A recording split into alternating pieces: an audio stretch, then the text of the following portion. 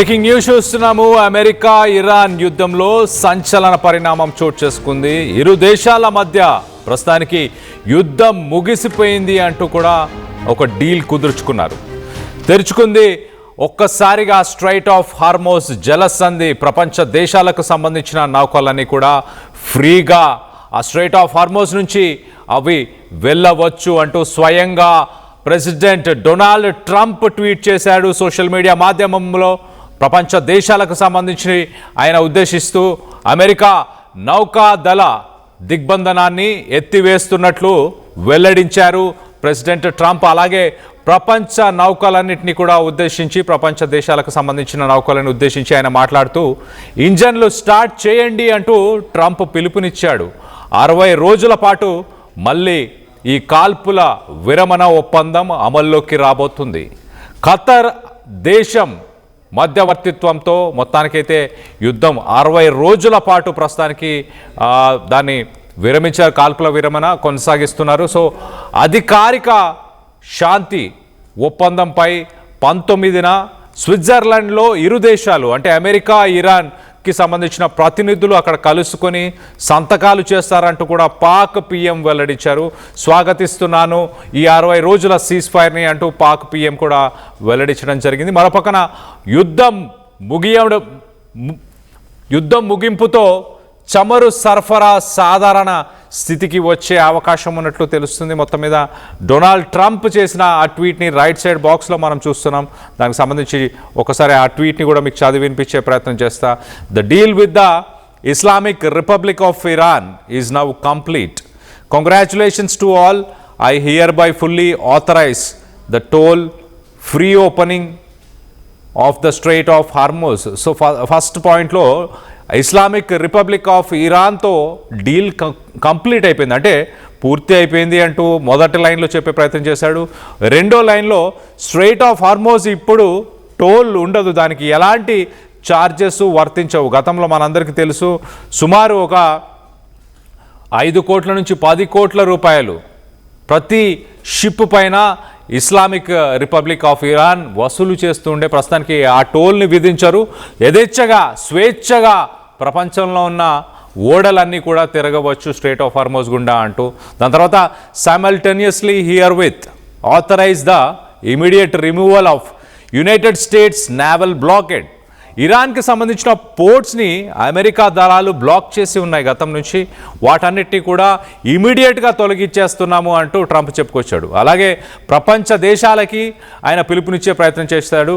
Last లైన్లో మనం చూస్తే కనుక ships of the world start your engines, let the oil flow. President Donald J Trump. So మొత్తం మీద ప్రపంచ దేశాలను ఉద్దేశించి ఆయన మాట్లాడుతున్నారు. మరి ముఖ్యంగా నిన్న ట్రంప్కి 80 సంవత్సరాల వయసు. నిన్న ఆయన బర్త్డే అవ్వడం, ఆ బర్త్డే రోజే ఈ డీలు కుదరడంపై కూడా అమెరికాకు సంబంధించి మరి ముఖ్యంగా రిపబ్లికన్ పార్టీకి సంబంధించిన మెంబర్స్ అందరూ కూడా సంతోషాన్ని వ్యక్తపరిచారు.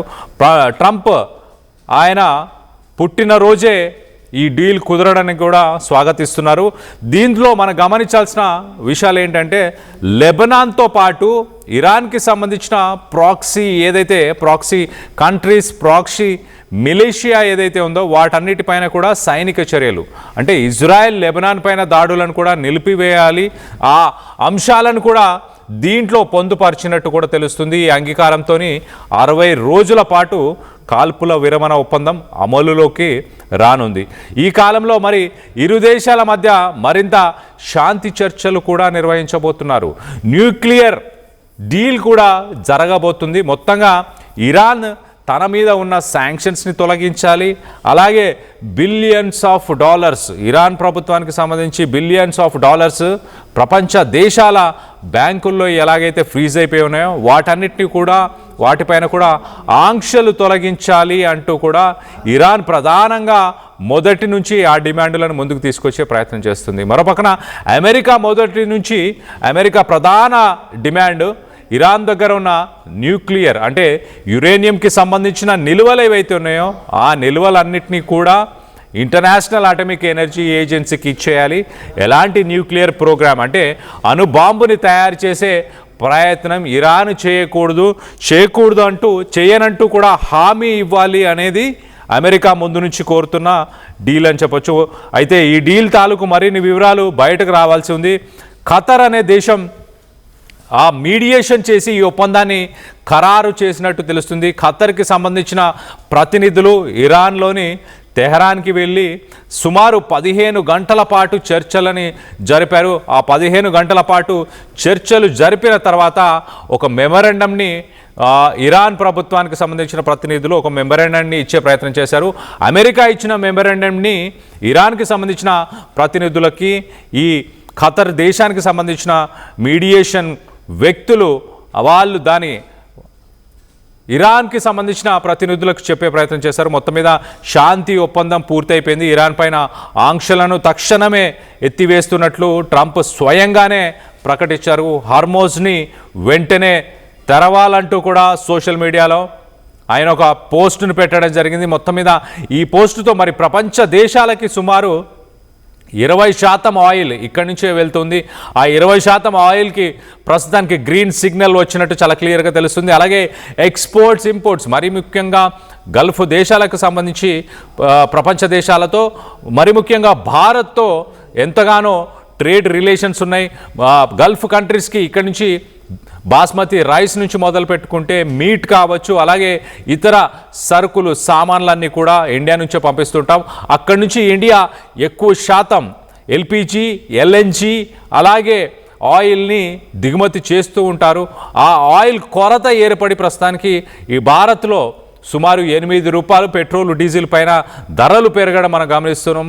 ఆగస్టు నుంచి ఒక ఆర్థిక సంక్షోభం అనేది ప్రపంచ దేశాలని ముంచేయబోతుంది అంటూ ఒక పక్కన ఎకానమీకి సంబంధించిన అనలిస్టులు చెప్తున్న సమయంలో కొంత ఊరట లభించింది. ఇంటర్నేషనల్ మార్కెట్లో చమురు ధరలు కూడా ఒక్కసారిగా 3.4% చమురు ధరలు కూడా ఒక్కసారిగా తగ్గిపోయాయి. మరి రానున్న రోజుల్లో ఇంధనానికి సంబంధించి ఎలాంటి కొరత కూడా ఉండని పరిస్థితులు మరి చూడబోతున్నామా అంటే వేచి చూడాలి ఖచ్చితంగా. చర్చలు అయితే ప్రస్తుతానికి కుదిరాయి. ఇరాన్తో పాటు ఒక డీల్కి మేము వచ్చాము అంటూ ప్రెసిడెంట్ ట్రంప్ చెప్పుకొచ్చే ప్రయత్నం చేశారు. మరోపక్కన ఇరాన్ తరఫున ఆ దేశ సుప్రీం లీడర్ ఖమేనీ మార్గదర్శకత్వంలోనే ఈ డీల్ కుదిరినట్లు కూడా తెలుస్తుంది. చర్చలు విజయవంతం చేసిన ఖతర్కు ఇరు వర్గాలు కృతజ్ఞతలు కూడా తెలియజేశాయి. మరోపక్క పాకిస్తాన్ కూడా ఈ పరిణామాన్ని స్వాగతించింది. ఇరు దేశాలకు కూడా అభినందనలు తెలిపింది. ఈ నెల 19న స్విట్జర్లాండ్లో అమెరికా అలాగే ఇరాన్కి సంబంధించిన ప్రతినిధులు అధికారిక శాంతి ఒప్పందం పైన సంతకాలు చేయనున్నట్లు తెలుస్తుంది. ఈ నెల 19న ఒక్కసారి సంతకాలు చేసిన తర్వాత మరి ఇంకా ఒక డీల్ కన్ఫామ్ అని చెప్పొచ్చు. ఇప్పుడు ప్రస్తుతానికైతే ఇరు దేశాలకు సంబంధించిన వాళ్ళు డైరెక్ట్గా కలిసి సంతకాలు చేసుకోలేదు. 19న కలిసి ఆ డీల్ని పూర్తి చేయబోతున్నారు. ట్రంప్ పుట్టినరోజు సమయంలోనే మరి ఈ డీల్ కుదరడం విశేషం అంటూ కూడా అమెరికాకు సంబంధించిన ఫారెన్ మినిస్ట్రీకి సంబంధించి మార్కో రూబియో కూడా ఆయన కూడా మెన్షన్ చేయడం జరిగింది. మొత్తం మీద ఈ 3 నెలల యుద్ధం ఇరు దేశాలు అలాగే ఇరు దేశాలతో పాటు పలు దేశాలు అని చెప్పొచ్చు ప్రపంచం మొత్తంగా భారీ మూల్యాన్ని చెల్లించుకున్నాయి. ఇప్పటిదాకా అమెరికా వైమానిక దాడులు, క్షిపణి దాడులతో ఇరాన్లో పలు సైనిక స్థావరాలు అలాగే అక్కడ ఆయిల్ రిజర్వ్స్ ఏవైతున్నాయో వాటన్నిటిపైన అలాగే మౌలిక వసతుల పైన తీవ్రంగా ప్రభావితం చూపించాయి. మరోపక్కన హార్మోజ్లో అమెరికా బ్లాకేడ్ వల్ల ప్రపంచ దేశాలకు జరగాల్సిన ట్రేడ్ ఒక్కసారిగా ఆగిపోయింది, వాణిజ్యం ఒక్కసారిగా ఆగిపోయిందని చెప్పొచ్చు. మరోవైపు ఇరాన్ ప్రయోగించిన క్షిపణులు, డ్రోన్లు దాడుల కారణంగా అమెరికా సైనిక స్థావరాలు, గల్ఫ్ కంట్రీస్లో ఉన్న ఆ స్థావరాలన్నీ కూడా ఆయుధ సంపత్తి అంతా కూడా నాశనం అయిపోయింది. ఇరువైపులా తీవ్ర ఆర్థిక నష్టం కూడా వాటిల్లిందని చెప్పొచ్చు. ప్రతిరోజు సుమారు $5 బిలియన్ ఖర్చు అమెరికాకు వస్తున్న సమయం. మరోపక్కన ఇరాన్కి సంబంధించి ఆయిల్ రిజర్వ్స్, ఇరాన్కి సంబంధించిన పోర్ట్స్ వీటన్నిటిని కూడా అమెరికా ధ్వంసం చేసింది. గల్ఫ్ దేశాలకు సంబంధించి ఇంటర్నేషనల్ ఎయిర్పోర్ట్స్ కావచ్చు, ఖతర్లో కావచ్చు, యునైటెడ్ అరబ్ ఎమిరేట్స్ ఇలాంటి ప్రాంతాల్లో ఉన్న ఇంటర్నేషనల్ ఎయిర్పోర్ట్స్ అన్ని కూడా ధ్వంసం అయిపోయి యునైటెడ్ అరబ్ ఎమిరేట్స్ అలాగే ఖతర్ అలాగే గల్ఫ్ కంట్రీస్ అన్ని కూడా ఇన్వెస్ట్మెంట్స్కి సేఫ్ హ్యావెన్స్, అంటే మీరు ఇక్కడ ఇన్వెస్ట్ చేయొచ్చు అంటూ ప్రపంచ దేశాలకు సంబంధించిన కంపెనీస్కి వాళ్ళు గతంలో బ్రాండ్ చేసుకున్న ఆ ఇమేజ్ కూడా కొంత డ్యామేజ్ అయిందని చెప్పొచ్చు. అలాంటి డ్యామేజ్ని ఇటు గల్ఫ్ కంట్రీస్లో పాటు మరి ముఖ్యంగా ఇరాన్ నష్టపోయింది, అమెరికా నష్టపోయింది, ఇజ్రాయెల్ అండ్ ఎక్కువ మోతాదులో నష్టపోయింది లెబనాన్ అని చెప్పొచ్చు. సుమారు 3,000 నుంచి 4,000 మంది చనిపోయారు, 12 నుంచి 15 లక్షల మంది నిరాశ్రయులు అయిపోయారు, వాళ్ళ ఇళ్లని వదులుకొని వెళ్లాల్సిన పరిస్థితి. సో మొత్తంగా లెబనాన్లో ఎక్కువ మంది చనిపోవడం జరిగింది. దాని తర్వాత ఇరాన్లో కూడా సుమారు 3,000కు పైగా అక్కడ ప్రజలు చనిపోవడం జరిగింది కొంతమంది. సో మొత్తం మీద ఇరాక్ అలాగే గల్ఫ్ కంట్రీస్లో కూడా కొంతమంది చనిపోయారు. ఇజ్రాయెల్కి సంబంధించిన సోల్జర్స్ కూడా కొంతమంది చనిపోయారు. మొత్తంగా చూసుకుంటే సుమారు ఒక 8 నుంచి 9,000 మంది ప్రజలు ఈ దాడుల్లో చనిపోవడం జరిగింది. అలాగే లక్షలాది మంది నిరాశ్రయులు అయిపోయారు, వాళ్ళ ఇల్లు లేని పరిస్థితి, మౌలిక వసతులు లేని పరిస్థితి, కొన్ని లక్షల కోట్లని ప్రపంచ దేశాలు కూడా నష్టపోవడం జరిగింది. సో మొత్తం మీద యుద్ధానికి ముగింపు పలికాము. ఇంకా ప్రపంచ దేశాలకు సంబంధించిన షిప్స్ అన్నీ కూడా ఇంజన్స్ని స్టార్ట్ చేయండి అంటూ ట్రంప్ స్వయంగా సోషల్ మీడియా మాధ్యమంలో ట్వీట్ చేశాడు. దీనికి సంబంధించి మీరేమనుకుంటున్నారు? యుద్ధం ముగిసిందనే మీరు భావిస్తున్నారా? ఈ నెల 19న సంతకాలు జరిగే లోపే మళ్ళీ తీవ్ర పరిణామాలను చోటు చేసుకునే అవకాశం ఉందని మీరు భావిస్తున్నారా? ట్రంప్ మాటలని నమ్మొచ్చని మీరు భావిస్తున్నారా? ఇప్పటిదాకా ఫిబ్రవరి 28 నుంచి ఇప్పటిదాకా మనం ఒకసారి చూస్తే కనుక ట్రంప్ 38 సార్లు యుద్ధం ముగిసింది, ఒక డీల్కి వచ్చేసాము అంటూ ట్రంప్ ఇప్పటిదాకా 38 సార్లు చెప్పడం జరిగింది. దీనికి సంబంధించి మీ అభిప్రాయం ఏంటి? ఈ యుద్ధంలో ఎవరు గెలిచారని మీరు భావిస్తున్నారు? అమెరికా లాంటి ఒక సూపర్ పవర్ని ఎదుర్కొంది ఇరాన్ కాబట్టి ఇరాన్ గెలిచిందని మీరు భావిస్తున్నారా? ఎప్పటికైనా ఇరాన్ మెడల్ని అమెరికా ఒక సూపర్ పవర్ వంచింది కాబట్టి ఇరాన్ పైన అమెరికా గెలుపొందిందని మీరు భావిస్తున్నారా? మీ అభిప్రాయాలు ఏంటనేది కింద కామెంట్ రూపంలో తెలియపరచండి. Bringing the industry expertise to the classroom. KL deemed to be university. చిన్న చిన్న ఆనందాలు 35 ఏళ్లుగా నా జీవితంలో లేవు. 35 ఏళ్లుగా నేను డైపర్లలో బ్రతికాను. 6 సెంటీమీటర్ల ఫిస్టులా నా మూత్రాశయంలో లీక్ కారణమైంది. ఎవరూ నాకు సహాయం చేయలేకపోయారు.